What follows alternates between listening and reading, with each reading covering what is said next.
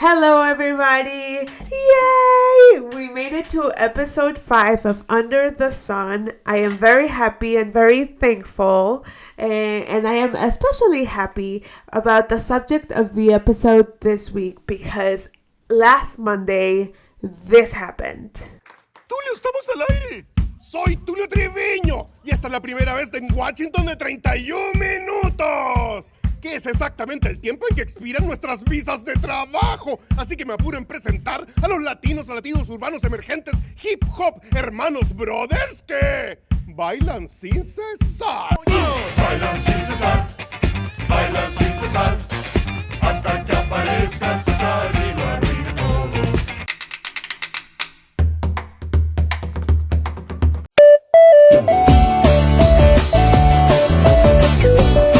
El lunes pasado, el noticiero favorito de todos los niños de Latinoamérica viajó desde Titirilquén, en Chile, hasta los estudios de NPR en Washington y grabaron su propio Tiny Desk. Oh my God! It was such a pleasant surprise to see it.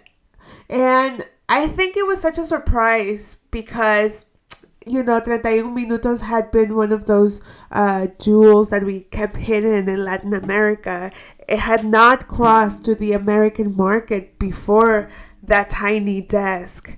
So seeing it and knowing what that means for us, the kids that grew up watching that show and its creators, it was amazing. I didn't know it last week, but in these trying times, a tiny desk of 31 minutos is exactly what I needed.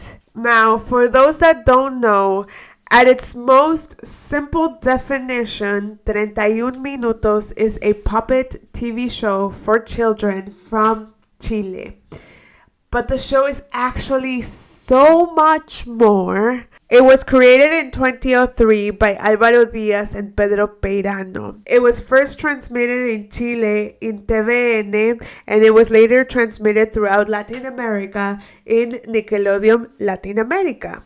Now, when I say Latin America, obviously I mean Mexico, Uruguay, Argentina, Colombia, España, all Spanish-speaking countries. The name of the show is a parody of the news show 60 Minutes, the Chilean version, 60 Minutos. And the show itself is a parody and a satire of the news. Porque solo Latinoamérica es lo suficientemente surrealista para crear un noticiero para niños. When the show was created in 2003, it was very low budget. Pedro Peirano and Álvaro Díaz and a few other crew members would write the episodes, create the puppets, create the scenery, and they would also be the puppeteers, and they would give their voices to the puppets, to the characters.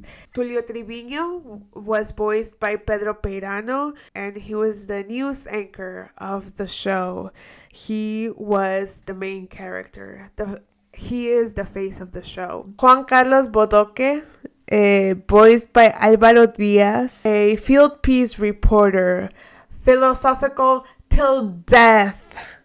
He would actually go out and do real journalism field pieces, mostly about ecological subjects, very educational for kids. And there was Patana, the only female main character in the show, Juan Harry, the anxious producer, and many more characters that were created through the years. And all these characters have a very specific personality that is very entertaining and easy to recognize for kids. But on a deeper level, these characters were a real parody and satire of journalism. Tulio was a diva, a fanfarrón, a bluff, someone that thought so highly of himself, but he was actually always represented as someone so stupid and careless and clueless, and that is a real commentary that the creators would make on, like,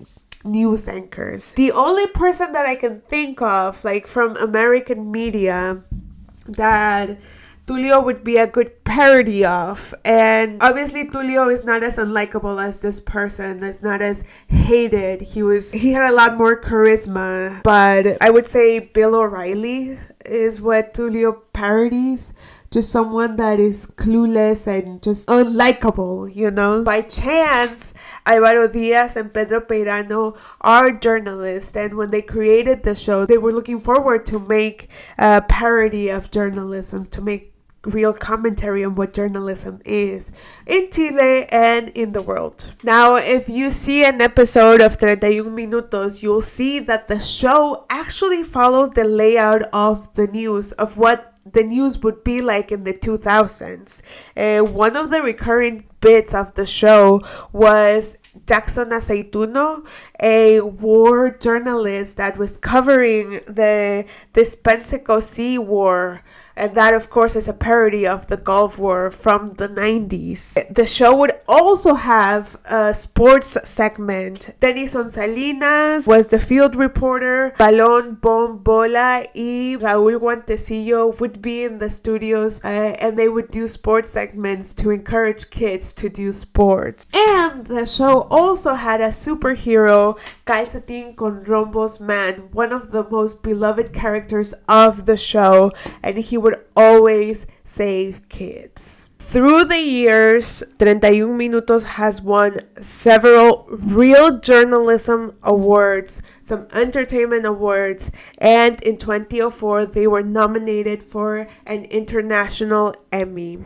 They have collaborated in several occasions with UNICEF to help children around the world. So, how does a Chilean journalism satire for children end up in a tiny desk? Well, this show has a very important component to it. Showbiz reporter Policarpo Avendaño had a segment where he would do a music countdown like the ones they would do in the 2000s. So every episode of the show has like a top 5 of songs of the week. And music is a whole other angle of this show. They collaborated with Pedro y la Vaca and his band Chancho en Piedra and created music for the show. And it kind of really slapped.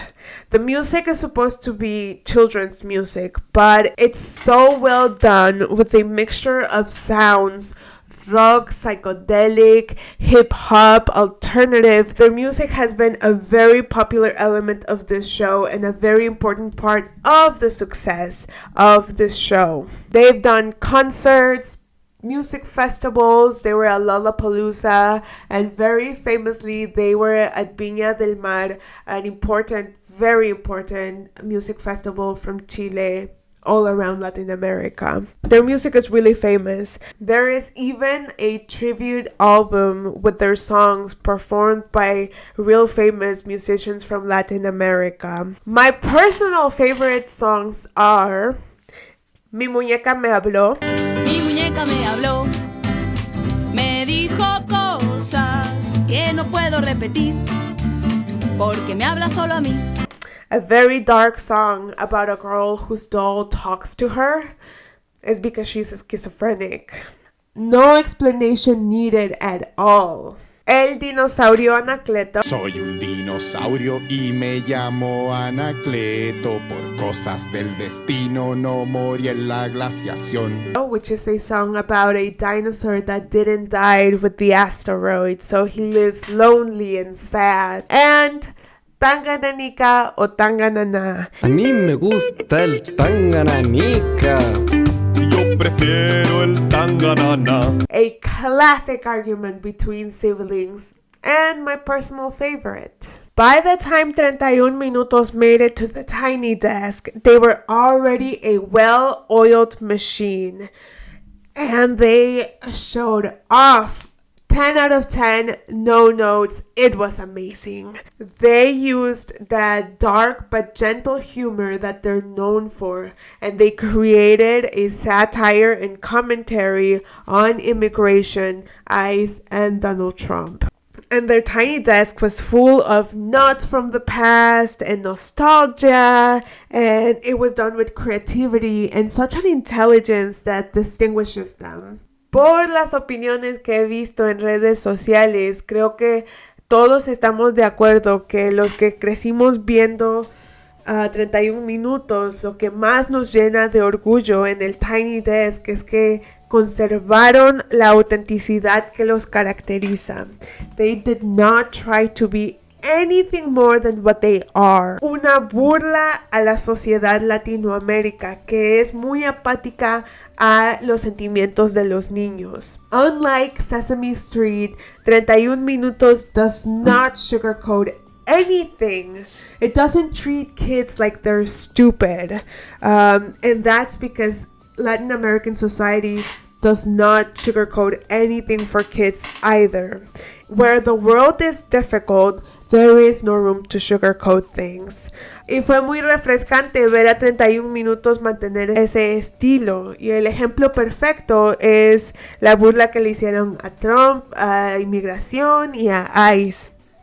Fue muy bonito verlos en tal escenario, sabiendo que siempre han sido subestimados por ser un show para niños. Pero los que crecimos viendo 31 Minutos sabemos que son muchísimo más que eso. Y esa es la razón de esa catarsis de verlos en un escenario de talla mundial como lo es el Tiny Desk. Bien merecido, mucha felicidad y mucho orgullo.